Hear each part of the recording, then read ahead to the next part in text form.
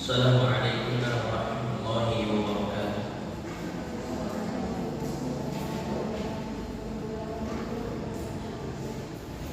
Alhamdulillahilladzi hadana li hadza wa ma kunna linahtadiya laula an hadana Allah.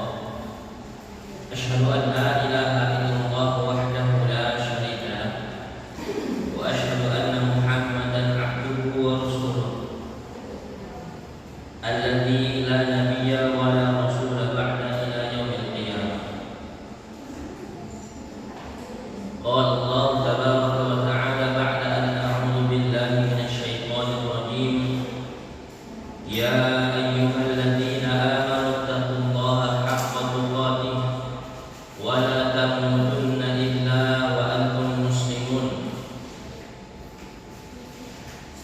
Ya ayyuhan nasu taqu rabbakum alladzi khalaqakum min nafsin wahidah wa khalaqa minha zawjaha wa batha minhuma rijalan katsiran wa nisaa'a wattaqullaha alladzi tasaaluna bihi wal arham innallaha kana 'alaykum raqiba.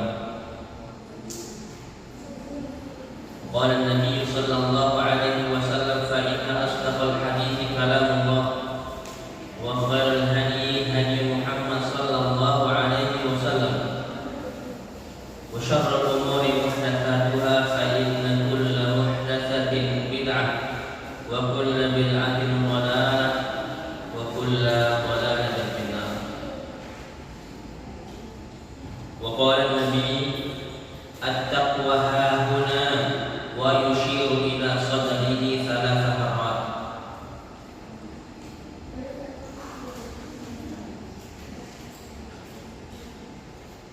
Ma'asyiral muslimat, ibu-ibu dan akhwat, juga thalibat rahimani wa rahimakumullah jami'an.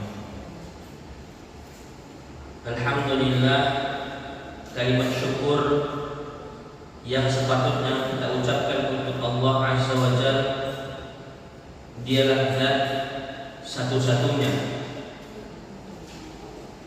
yang mampu membuat hamba-hambanya hidup, mampu membuat hamba-hambanya untuk beribadah kepadanya. Oleh karenanya, sebagai seorang muslim lagi mukmin, sangat menggelitik kalau memang kita tidak mengucapkan kalimat alhamdulillah dan mempraktekkan dengan ibadah-ibadah kita dengan maksud dan bentuk syukur kita kepada Allah Azza wa Jalla. Apalagi keimanan dan keislaman serta hidayah tertancap dengan baik di sanubari kita yang paling dalam. Dan kita tahu bersama Allah menegaskan wala tamutunna illa wa antum muslimun. Jangan sekali-kali kalian mati kecuali dalam keadaan muslim, ai mukmin billah.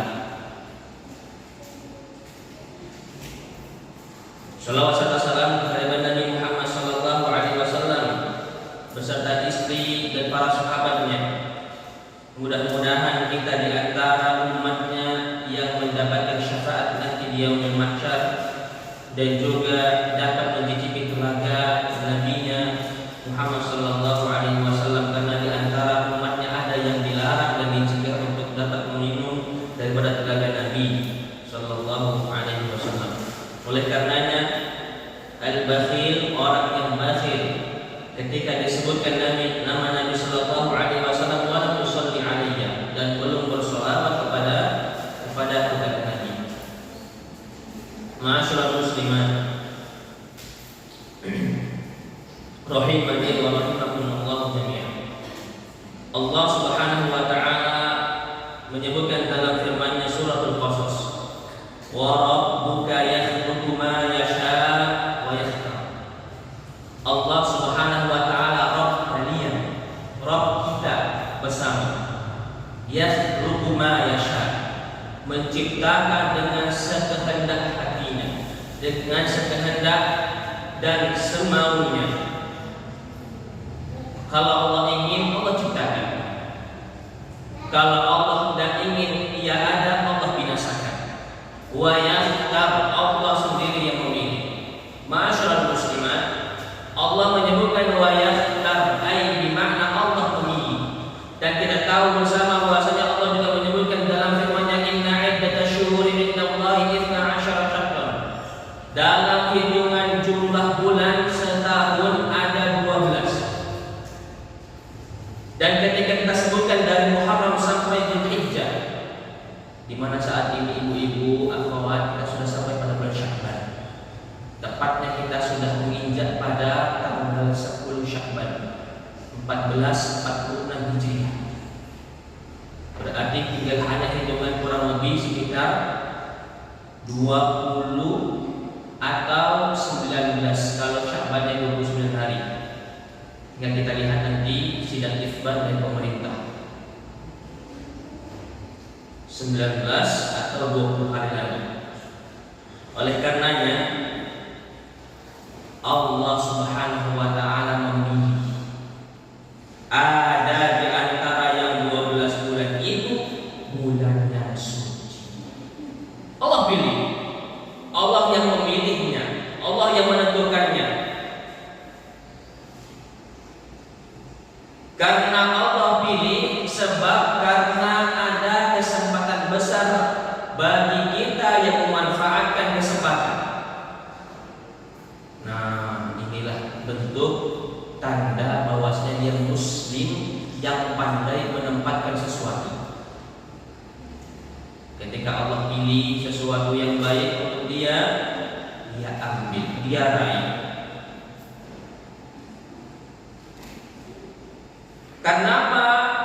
Karena di dalamnya ada ampunan besar dari Allah, maghfirah, rahmat Allah di dalamnya ada, dan sudah pastinya pembebasan dari api neraka Allah sediakan.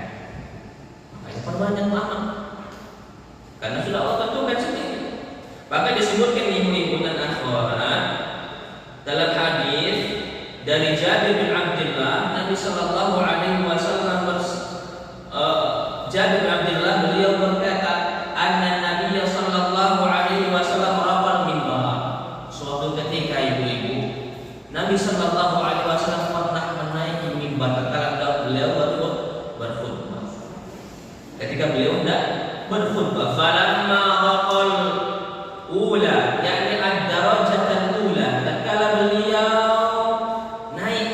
tangga yang pertama, qala amin.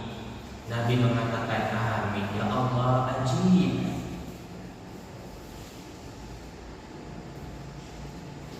Kabulkanlah. Tsumma raqa tsaniyah faqala amin. Tatkala setelah tangga yang pertama beliau beranjak ke tangga yang kedua, beliau juga mengatakan amin. Kabulkanlah ya Allah. Tsumma raqa tsalitsah faqala amin. Ketika tangga yang ketiga maka beliau juga mengatakan amin. Jadi ibu-ibu, tangga mimbar Nabi ada 3 tingkatan. Ada 3 anak tangga. Faqalu, maka para sahabat bertanya-tanya. Ibu-ibu mungkin barangkali ketika melihat seorang alim berbuat amalan yang kita enggak pernah tahu ada amalan itu, bertanya enggak dalam hati? Tentu. Kalau enggak bertanya berarti tanda kutip dia orang-orang yang lemah minat belajarnya. Itu. Dan para sahabat sangat luar biasa minat belajarnya, sehingga mereka ketika mendapat sesuatu yang aneh yang diperbuat Nabi, karena setiap tangga beliau mengucapkan amin, ditanya setelah sholat Jumat. Maka mereka mengatakan, ya Rasulullah, sami'na taqulu amin 3 marrat. Ya Rasul, tadi kami dengar engkau mengatakan amin 3 kali. Qala lamma raqitud darajatul ula. Ya, tadi pas ketika aku, kata Rasulullah, naik pada tingkatan pertama, Ja'an Jibril sallallahu alaihi wasallam. Jibril datang. Ya, ibu-ibu. Malaikat Jibril yang datang kepada Rasulullah. Kalau kita malaikat apa ibu-ibu? Malaikat maut. Faqala Jibril mengatakan syaqiya abdun, celaka hamba, celaka seorang hamba, binasa, rugi, sengsara, syaqi. Adraka Ramadan fansalakha minhu wa lam yughfar lahu. Datang bulan Ramadan lalu berlalu selama 1 bulan, namun setelah usai Ramadan dosanya tidak diampuni Allah. Datang Ramadan, berarti Ramadan momentum mencari ampunan, karena ampunan Allah pada saat itu sangat-sangat terbuka. Bukan berarti di hari-hari yang lain selain bulan Ramadan terbuka, hanya saja pengkhususan bulan Ramadan lebih. Faqultu amin, maka aku mengatakan amin. Kabulkanlah ya Allah, karena mungkin barangkali begini, orang yang sudah dikasih kesempatan tapi gak dimanfaatkan, udah ya Allah kabulkan aja, menjadi hamba yang celaka. Begitu. Tsumma qala syaqiya 'abdun adraka walidayhi aw ahaduhuma falam yudkhila al-jannah. Ada satu lagi hamba yang mendapatkan orang tuanya dua-dua masih hidup, atau salah satu di antara keduanya masih hidup, tapi tidak menjadi sebab untuknya masuk ke surga Allah. Orang tua yang masih hidup tidak menjadikan dia sebab masuk ke surga Allah, karena kita tahu surga itu di antaranya ada pada keridhaan orang tua, karena surga tidak didapat kecuali dari ridha Allah. Nabi menyebutkan ridha Allah fi ridha walidain, ridha Allah pada ridha orang tua, wa sukhutullah fi sukhtil walidain, ridha Allah pada ridha orang tua, ridha dan murka Allah pada murka orang tua. Kadang-kadang ya begitulah, orang tuanya sakit yang ditunggu kematiannya. Ya ibu-ibu, nah ini takutnya al-jazaa min jinsil amal. Orang tua kita rawat, tapi yang kita tunggu kematiannya. Nanti ketika kita yang merawat, kita yang dirawat kemudian oleh anak kita, yang ditunggu oleh anak kita apa? Kematiannya. Kenapa setelah kematian begini bisa? Begini. Walaupun sebelum kematian bagi-bagi utang. Nah. Thumma qala syaqiya 'abdun dzikirtu 'indahu wa lam yusalli 'alaihi. Fa qultu amin. Yang terakhir ada seorang hamba celaka. Tatkala disebutkan nama Nabi dan belum bersolawat kepadanya. Allahumma shalli wa sallim wa barik alaihi. Simpel kan ibu-ibu.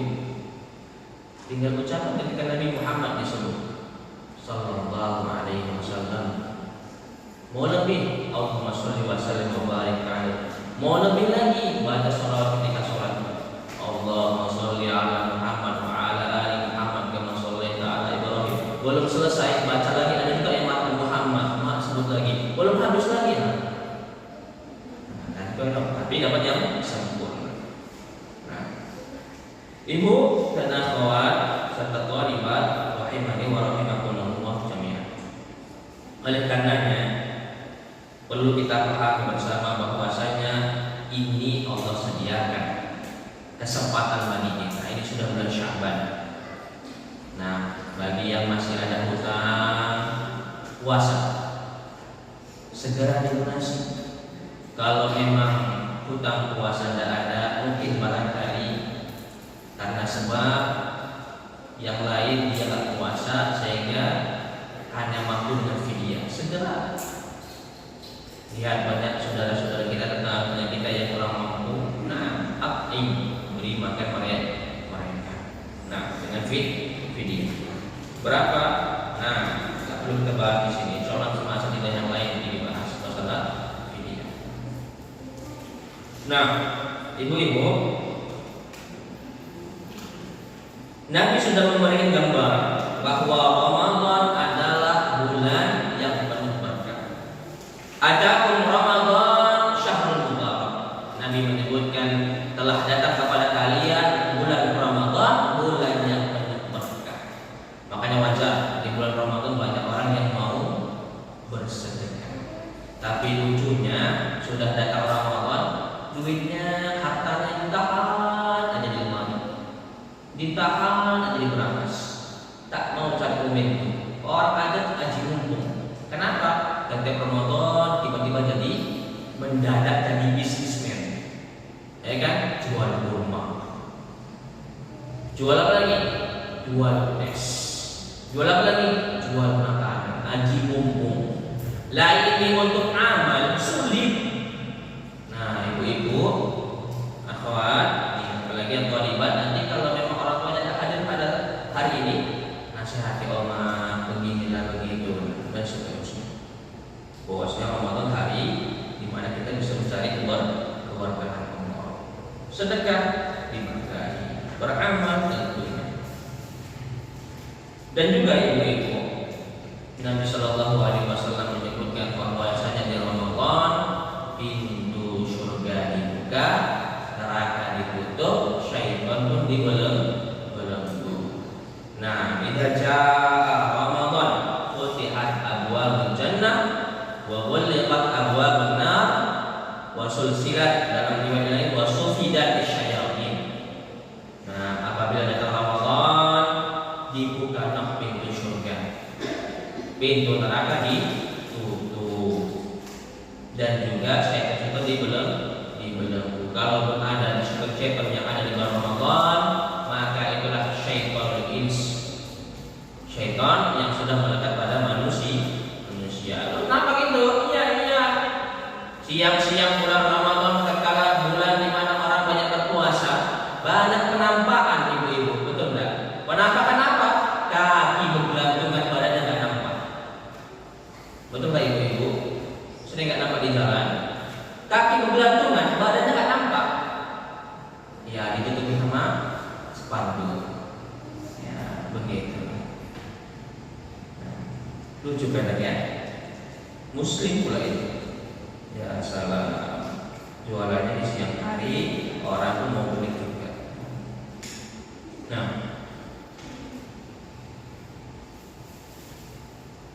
Masyaallah muslimat. Nah, oleh karenanya penting bagi kita untuk kiranya meniru bagaimana Nabi kita Shallallahu Alaihi Wasallam dalam menerapkan, dalam mengamalkan, dalam memaksimalkan bulan Ramadan. Nah, kita tahu bersama ibu-ibu, bulan Ramadan ada di dalamnya puasa, kewajiban kita puasa. Ada di dalamnya anjuran untuk sholat tarawih, ya, tarawih, sholat yang banyak istirahatnya. Nah, Nabi Shallallahu Alaihi Wasallam menyebutkan man shoma Ramadan, ini masyhur, imanan wa ihtisaban ghufira lahu ma taqaddama min dhanbi. Yang puasa bulan Ramadan penuh dengan ihtisab, perhitungan, hitung-hitungnya cari pahala dari Allah. Kita tahu bersama ibu-ibu, puasa satu-satunya amalan yang dia Allah langsung balas. Tak pernah kita dapatkan Ramadan puasa pahalanya sekian. Tidak, belum pernah ada. Tapi kalau sholat, misal sholat berjamaah 27 atau 25 sebagai riwayat derajat. Yang sholat sendirian 1 derajat. Nah, tapi kalau puasa, kata Allah dalam hadis qudsi bahwasanya Allah sendirilah yang akan membalasnya. Kullu amali ibni Adam lahu illa shiyam fa innahu li wa ana ajzi bihi. Aku langsung, kata Allah dalam hadis qudsi, yang akan membalasnya. Makanya bagi orang-orang yang suka berpuasa, terutama puasa sunnah, ibu-ibu, masya Allah, walaupun harus ini dulu sama suaminya, puasa sunnah berpotensi mendapatkan pintu khusus. Apa namanya pintunya ibu? Ada yang tahu? Ada yang thalibah, ada yang tahu pintu khusus bagi orang yang berpuasa? Ar-Rayyan. Nah, insyaallah. Dan juga bagi mereka yang sholat tarawih berdiri tegak melaksanakan sholat, apabila penuh dengan keimanan dan perhitungan, maka Allah ampuni dosa-dosanya yang telah lampau. Nah, ibu dan akhwat, mengenai dengan fikih Ramadan, kita tahu bersama sebelumnya kita harus paham dulu bahwasanya ketika Ramadan itu tiba berarti karunia telah mengelilingi kita. Apa yang kita harus lakukan? Syukur. Yang pertama sekali yang harus kita lakukan adalah syukur. Jangan kufur. Kita tahu ibu-ibu dan akhwat, banyak sekali hamba-hamba Allah yang sudah tak bernyawa tergeletak di atas tanahnya, ditutupi oleh papan-papan dan ditutupi oleh tanah. Mereka berharap untuk mendapatkan Ramadan yang sisa sebelum hari di mana Allah hancurkan dunia ini. Mereka berharap. Kadang-kadang kita tak maksimalkan. Kita melakukan amalan-amalan yang bisa merusak puasa. Kita melakukan amalan yang bisa merusak pahala puasa. Oleh karenanya perlu sekali kita mau pelajarinya. Maka insya Allah pada kesempatan kali ini, pagi menjelang siang ini, insya Allah kita akan bahas syukur. Makanya para ulama mutaqaddimin, mereka selalu berdoa kepada Allah Azza wa Jalla. Di antara doa yang mereka panjatkan adalah Allahumma ballighni. Atau dalam kalimat yang lain, Allahumma sallimni Ramadan ila Ramadan. Ya Allah, kiranya Engkau bisa menyampaikan diriku ini kepada bulan Ramadan. Ibu-ibu jangan berharap banyak. Anak juga tak bisa berharap banyak. Kita bisa jumpa Ramadan. Bisa jadi akhir Sya'ban kita dipanggil roh kita, dicabut oleh roh kita. Karena ketika roh sudah dicabut, la yastakhiruna sa'ata wa la yastaqdimun. Tak bisa diperlambat. Stop, malaikat maut, sabar. Aku belum masuk bulan Ramadan. Wa la yastaqdimun, tidak bisa dipercepat juga. Diperlambat tidak bisa, dipercepat tidak bisa. Makanya nikmat bagi orang-orang yang menjumpai Ramadan. Tapi satu hal, bahwasanya adalah kerugian bagi mereka yang tidak Ramadan namun tidak diampuni dosa. Oleh karenanya banyak para ulama mutaqaddimin memanjatkan doa Allahumma ballighni ila Ramadan wa balligh li Ramadan. Dan ya Allah, sampaikan Ramadan kepada diriku. Pertama, diri kita mohon untuk kiranya Allah sampaikan kepada Ramadan. Yang kedua, Ramadan agar mendekat kepada diri kita.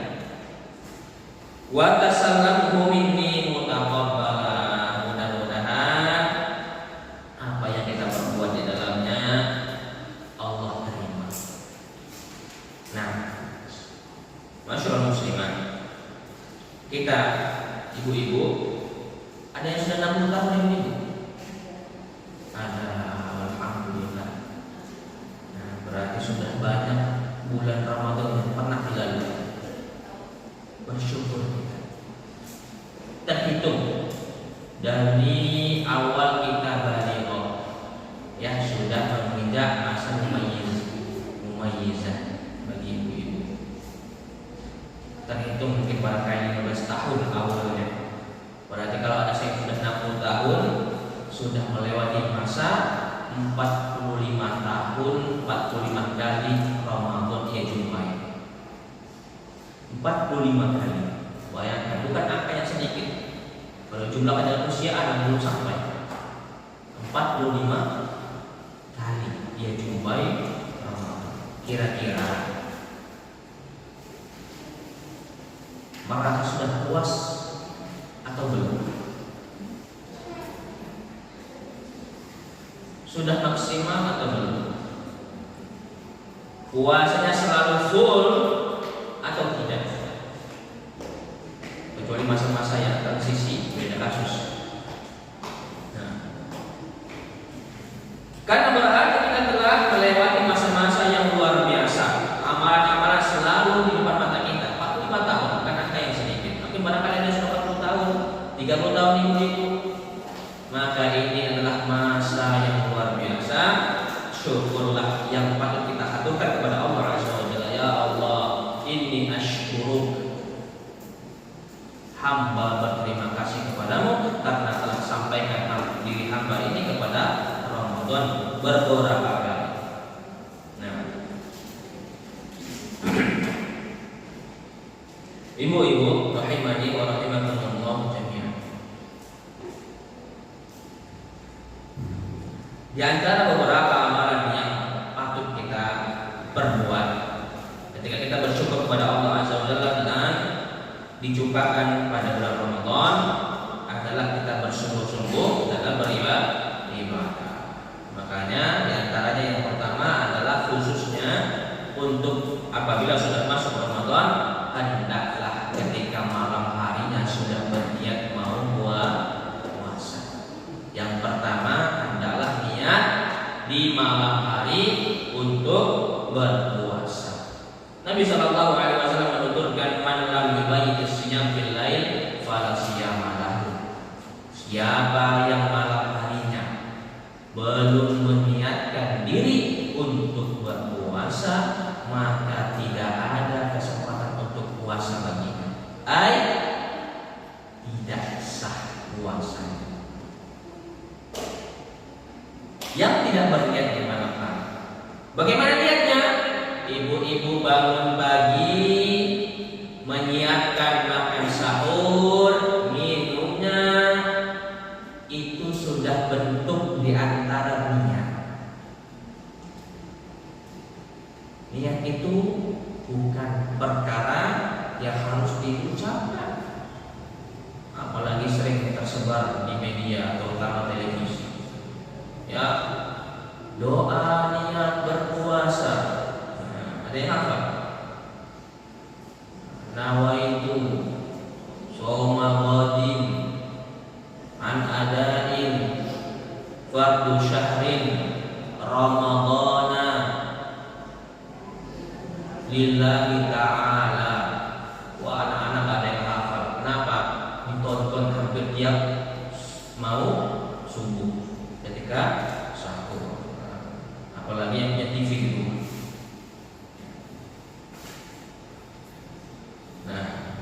Ibu-ibu bangun pagi, terazamkan, ada tekad mau makan sahur, itu sudah bentuk di antara niat kita hendak berpuasa. Tertekad dalam hati, malam sebelum tidur, insya Allah besok mau bangun sahur. Itu sudah termasuk di antara niat. Bangun, bersiap-siap untuk sahur, itu sudah termasuk bentuk niat. Karena an-niyatu al-azmu, niat itu bermakna tekad, kemauan. Karena ibu-ibu kalau setiap ibadah niatnya harus diucapkan, repot. Mau senyum, ya Allah, hamba niat mau senyum kepada si fulana, kepada si fulan, karena engkau lillahi ta'ala. Jumpa lagi ibadah yang lain, ucapan terus. Wah, repot. Nah, seperti itu. Dan ibu-ibu, khusus untuk puasa wajib, khusus niatnya harus dari malam hari. Maksudnya sebelum terbit fajar. Jadi ketika sahur itu masih terhitung malam. Jadi ketika kita niat sahur, ketika hendak sahur tadi sebelum terbit fajar, maka sudah terhitung niat. Nah, berbeda dengan puasa sunnah. Puasa sunnah tengah hari dia baru berniat.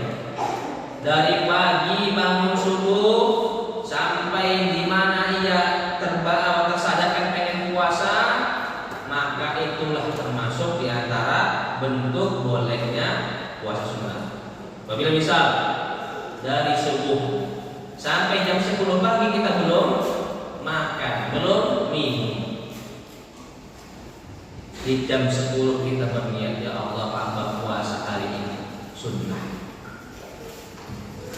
maka sudah terhitung puasa sunnah. Tapi pahalanya terhitung dari jam 10 tadi puasanya. Pahala puasa yang terhitung dari jam 10 sampai terbenam matahari. Nah, karena Nabi Shallallahu Alaihi Wasallam pernah berbuat demikian. Dan Rasulullah Shallallahu Alaihi Wasallam tidak nasbala alaihi, kata Aisyah radhiyallahu taala anha, beliau Nabi Shallallahu Alaihi Wasallam ketika masuk ke dalam bilik rumah, qala hal indakum ta'amun, apakah kalian memiliki makanan? Qulna la, kami mengatakan tidak. Qala, maka Nabi mengatakan idzan anna shaim, jadi anak puasa. Itu setelah beliau pulang dari masjid melaksanakan sholat subuh. Yang kedua, ibu-ibu, adalah makan sahur di waktu sahur. Ini bentuk kita bersyukur kepada Allah adalah melaksanakan puasa. Di antaranya kedua, makan sahur di waktu sahur. Jangan sampai nggak makan, ibu-ibu. Anak insya Allah tahan sampai jam 7 pun tahan. Tapi ingat satu hal, tasahharu fa inna fi syahuri barakah.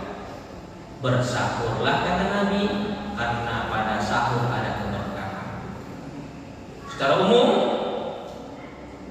Nabi menyebutkan bahwasanya pada bulan Ramadan ada keberkahan. Atakum Ramadan syahrul mubarak. Datang kepada kalian bulan Ramadan, bulan mubarak, penuh berkah. Apalagi disebutkan bersahurlah karena dalam sahur ada keberkahan. Nah, dan ibu-ibu, bagi mereka di sini nggak ada insya Allah, nggak ada yang mengaku. Nah, di luar sana ada barangkali yang nggak mau sahurnya, males lah, ganggu waktu tidur aja, males lah, nggak selera. Maka apa yang terjadi? Bahwasanya Nabi Shallallahu Alaihi Wasallam menyebutkan pembeda antara kita Muslim dengan ahli kita adalah makan sahur. Faslun baina siyamina wa siyami ahli kita aklatus sahur. Pembeda, faslun. Makanya adik-adik tholibat ini pernah dengar kan? Hafal bahasa faslun, kelas. Kenapa dengan kelas? Karena pemisah. Ya, faslun pemisah. Jadi faslun alif atau faslun awal, faslun tsani, kelas 1, kelas 2. Kenapa? Karena faslun artinya pemisah. Pemisah setiap tingkatan.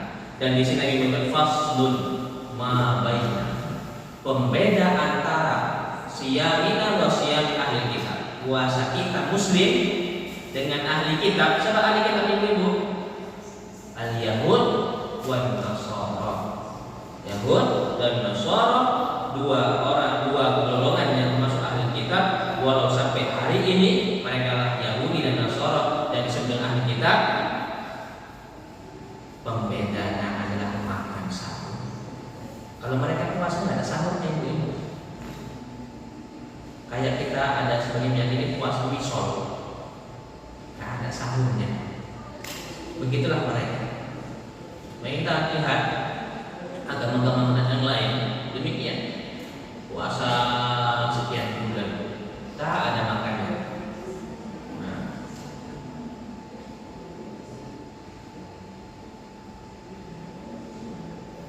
ibu-ibu, ketika kita makan sahur, kapan terakhir waktu sahur? Nah, kita harus tahu. Ya, mungkin ibu sudah pernah baca. Sahur waktunya adalah ketika apa? Ya ketika itu. Nah, Nabi Shallallahu Alaihi Wasallam menyebutkan bahwasanya qadra khamsina ayat, rentangnya waktu sahur batasnya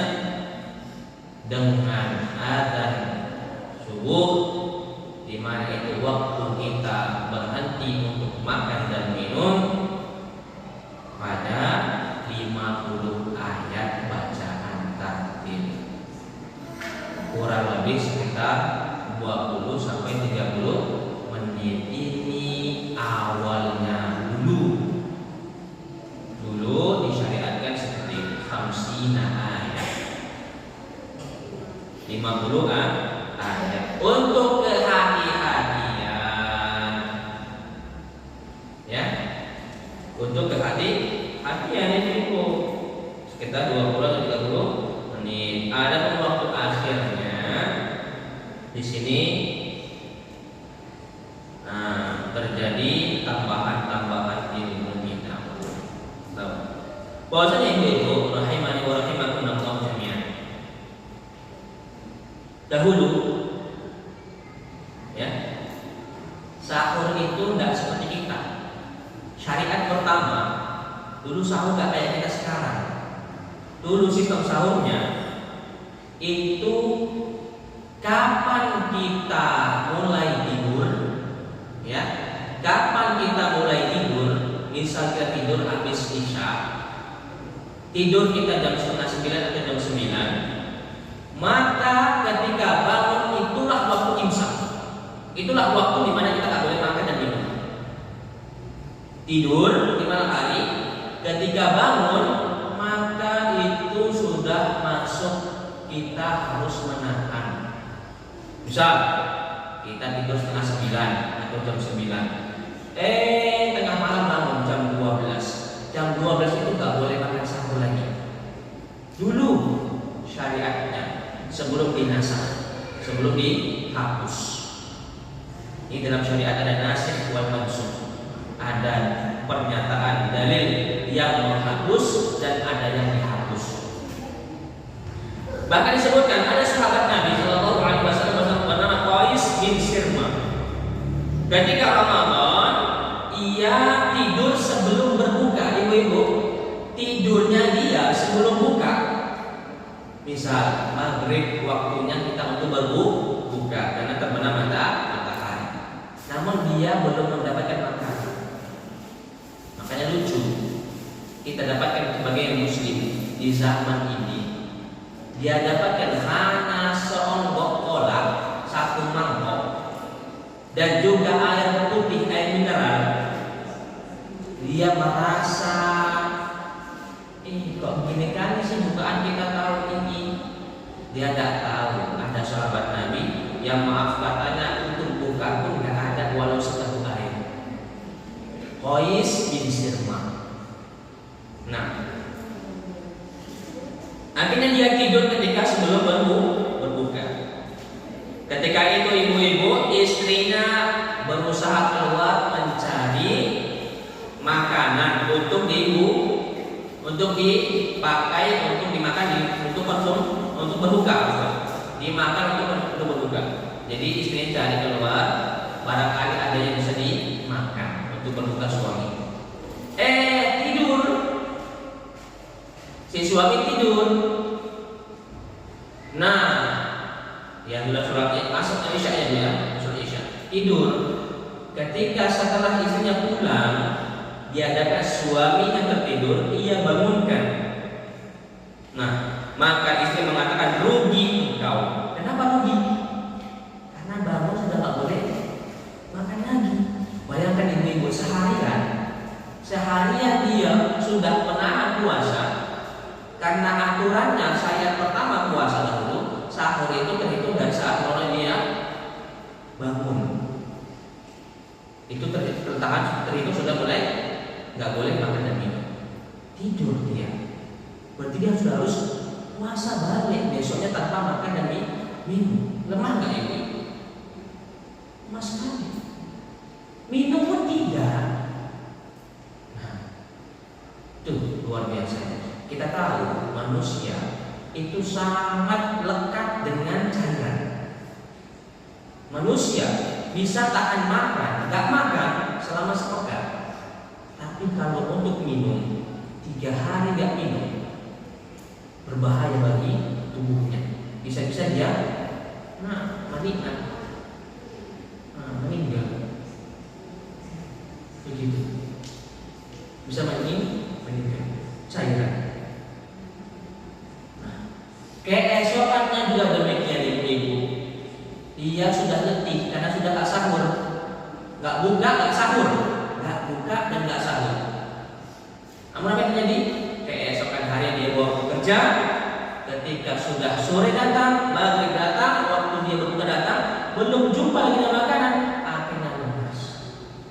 Dan ketika itu juga mengadulah mereka kepada Rasulullah dengan seketika turun ayat surah Al-Baqarah ayat 187. Nah, dan intinya adalah kulu washrabu hatta yatabayyana lakumul khaytul abyad minal khaytil aswad minal fajr. Makan dan minumlah sampai jelas bagi kalian benang hitam dan benang putih ketika waktu fajar. Barulah mereka adem ayem ibu sahurnya bisa sampai fajar. Kalau tidak sampai sekarang gitu ibu, repot. Apalagi anak-anak kita semangat puasa, waktu mau mendekati fajar, terbenam matahari maghrib tertidur, ya kan? Nah, kan berarti kan dia tidur sudah mau buka. Ini hitungannya ibu-ibu syariatnya lama. Ketika sudah berbuka dan dia tidur, bangunnya sudah tak boleh makan. Kadang-kadang anak-anak tidur, mau buka masih tidur, dibangun payah. Nah, sudah lewat masa waktu buka, sudah boleh buka, dia baru bangun. Harus makan lagi, kan repot.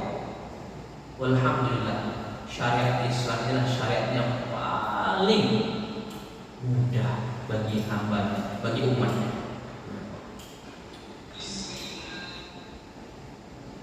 Maka setelah turun ayat ini, aturan puasa pun berubah. Nah, makanya ibu, mana yang benar? Yang benar adalah idza sami'an nida. Kalau memang dengar suara panggilan, ini batas minimal, maksimal ya, maksimal. Idza sami'a ahadukum an-nida wal ina'u 'ala yadihi fala yadhahu hatta yaqdiya hajatahu minhu.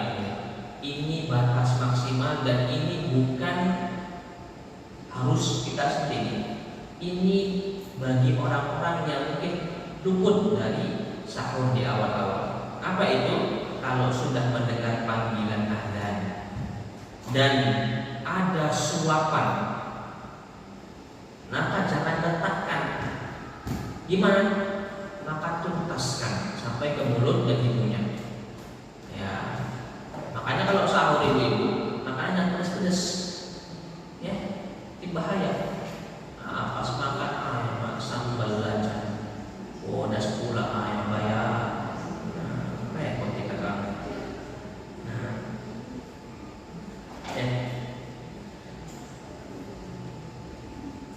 oleh karenanya waktu untuk kita tidak boleh makan dan minum adalah adzan.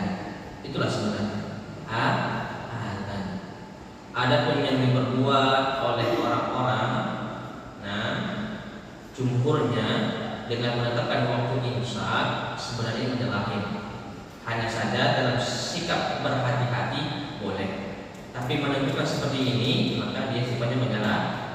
Apalagi baru viral ini mengenai kalimat-kalimat imsak itulah amalan bid'iyah. Wallahu ta'ala alam.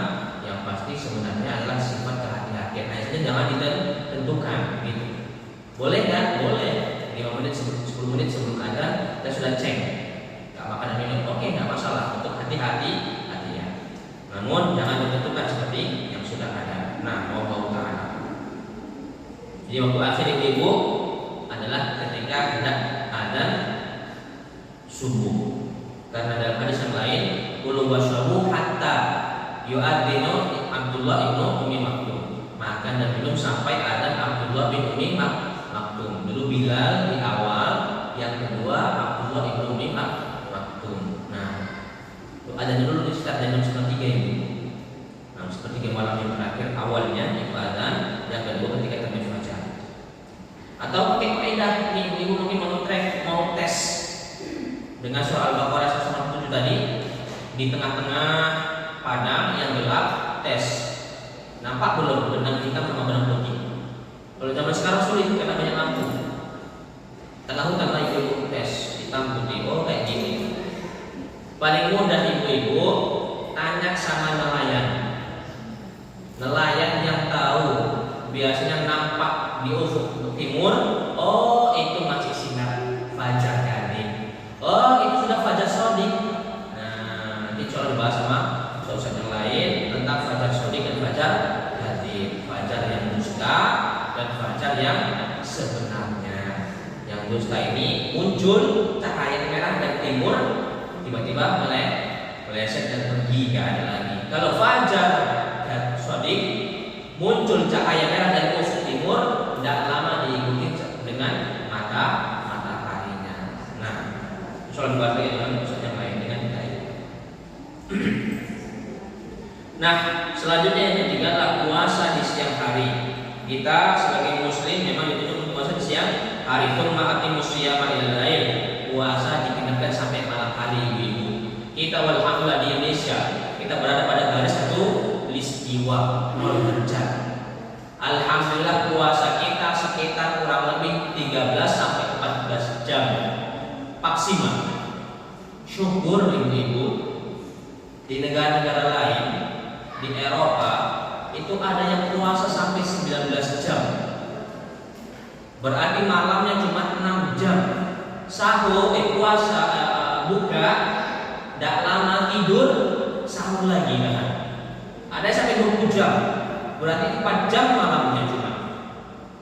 Sakit kan? Ya. 4 jam.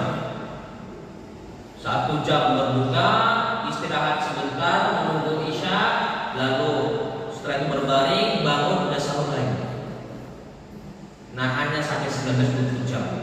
Termasuk diantaranya adalah di wilayah Swedia atau negara-negara yang lainnya di Eropa. Nah, ibu, ketika berpuasa kita harus jaga diri kita dan pembatal-pembatal puasa. Simpelnya hanya 3 diantaranya pembatal puasa. 3 pembatal puasa. Yang pertama adalah memasukkan sesuatu berupa makanan. Yang kedua minuman. Yang ketiga wakoh jima. Ya. Nah, ini 3 di antara pembatal puasa. Untuk makan dan minum yang pasti ada sesuatu yang masuk lewat tenggorokan, lewat telaknya. Nah, kalau orang Belanda bilang begitulah telaknya, lewat kerongkongannya sampai ke perut, itu termasuk di antara pembatal puasa. Maka suntikan, ulama menyebutkan tidak termasuk pembatal puasa. Adapun kalau jarum infus, maka lebih condong pada pendapat yang membatalkan puasa. Kenapa? Walaupun tidak melewati kerongkongan, hanya saja sifatnya menjadikan perwakilan dari makan dan minum, memberikan tenaga baru. Infus, suntikan tidak. Nah, ibu-ibu rahimani wa rahimakumullah jami'an. Untuk mengenai pembatal-pembatal puasa, ada sebagian orang menyebutkan ngupil, meneteskan air mata, atau meneteskan obat mata, membersihkan telinga, semuanya pembatal puasa. Namun sebenarnya tidak pembatal puasa. Bahkan untuk mencicipi makanan selagi tidak melewati kerongkongan, maka tidak membatalkan puasa. Ya. Karena kan mungkin barangkali ibu-ibu akhwat pernah belajar dulu di sekolah. Dari lidah ini kita dapatkan ada rasa. Ujung lidah rasa asin, tengah lidah rasa pahit, pangkal lidah rasa manis atau lain sebagainya. Nah, seperti itu. Ibu-ibu, kalaupun ada pembatal puasa, maka ada juga di sana sininya pembatal pahala. Ingat, pembatal pahala puasa. Berarti ini puasanya sah, hanya saja pahalanya kecil, nothing. Kalau kata orang Jawa, nothing. Nah, tidak ada puasanya. Nabi menyebutkan rubba sha'in hadduhu min siyamihi al-ju' wal atash. Nah, betapa banyak orang yang berpuasa jatah bagiannya cuma nahan ngeleh, nahan ngelak, tahan lapar sama tahan haus. Kalau seperti ini ibu-ibu, hewan juga bisa. Nah, pembatal puasa, puasanya sah karena tidak ada kata pembatal puasa, tapi pahalanya hilang. Termasuk diantaranya apa? Karena dia tidak meninggalkan kalimat-kalimat yang buruk. Nabi menyebutkan memaparkan adalah man lam yada' qaula zur wal amal bihi, yang tidak mau ninggalin perbuatan zur, perbuatan dosa, dan juga qaula zur, perkataan dusta. Falaysa lillahi hajatun fihi an yada' ta'amahu wa syarabahu. Maka tidak ada kepentingan bagi Allah untuk melihat dia sudah nahan makan, nahan minum, tidak ada. Artinya apa? Allah berpaling dari kita yang mengatakan perkataan dusta dan mengamalkan amalan yang jelek. Nah, ibu-ibu, di antara qaul zur ada juga riba dengan lisan kita. Nah, maka hati-hati, riba itu dilarang ketika hari biasa, terutama di bulan Ramadan, karena bisa merusak pahala.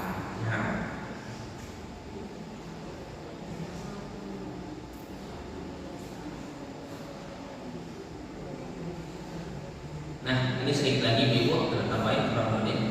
Ini ada adab dalam berbuka puasa.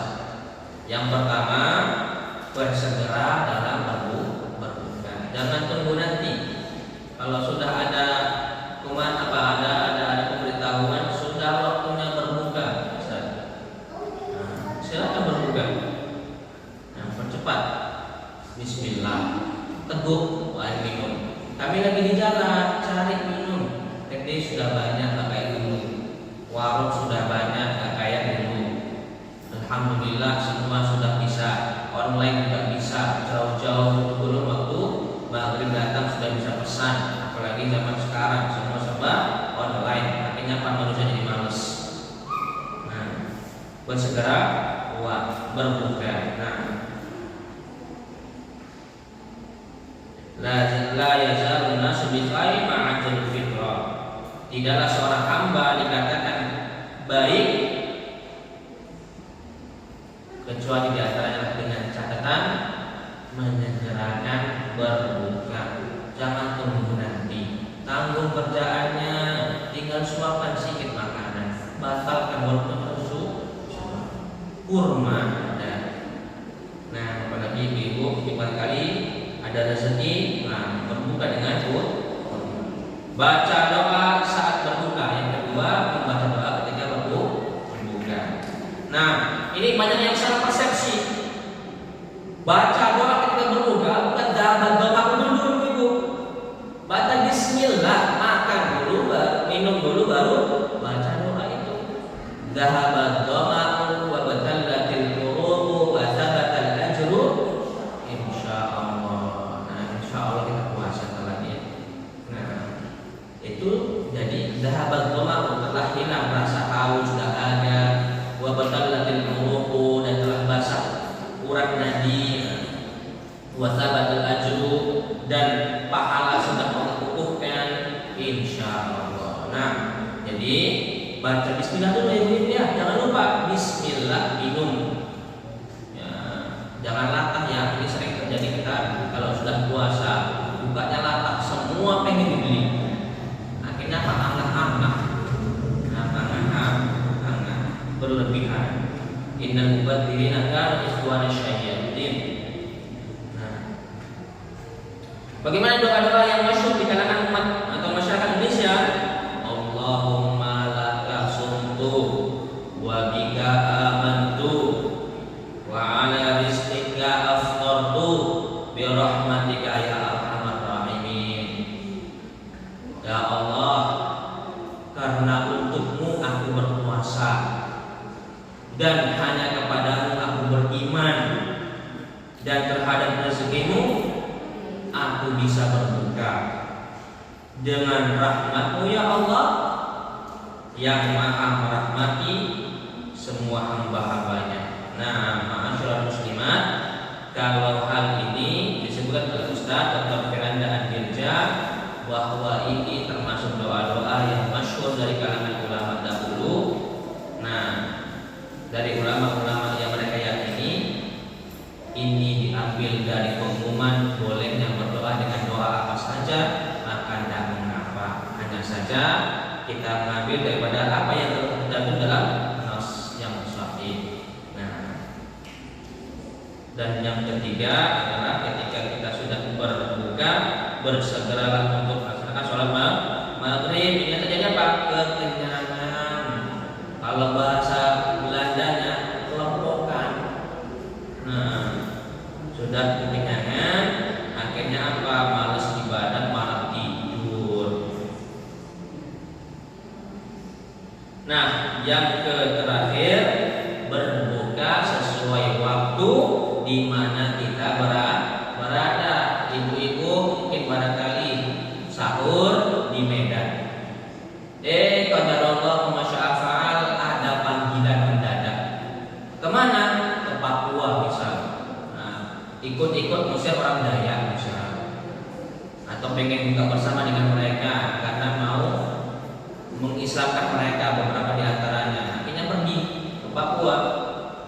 Papua dengan kita kan beda. Kita waktu Indonesia bergeser barat. Nah, Indonesia barat. Kalau mereka waktu Indonesia di timur, bedanya 2 jam.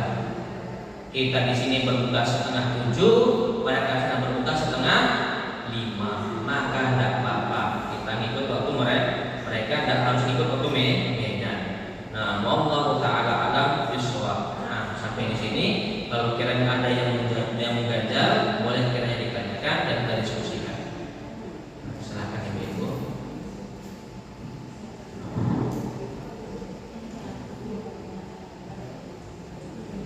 Kalau tidak ada